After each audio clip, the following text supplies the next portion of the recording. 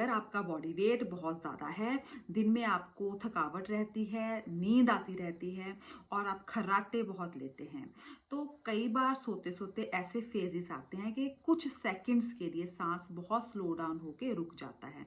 ये आपको नहीं पता लगेगा डियर फ्रेंड्स, लेकिन जो आपका पार्टनर है, जो आपके पास रहता है, ऑब्जर्व करता है, वो इस चीज़ को ज़रूर अप्रिशिएट कर सकता है। ऐसे कंडीशंस में स्लीप स्टडी करवाने की ज़रूरत पड़ जाती है।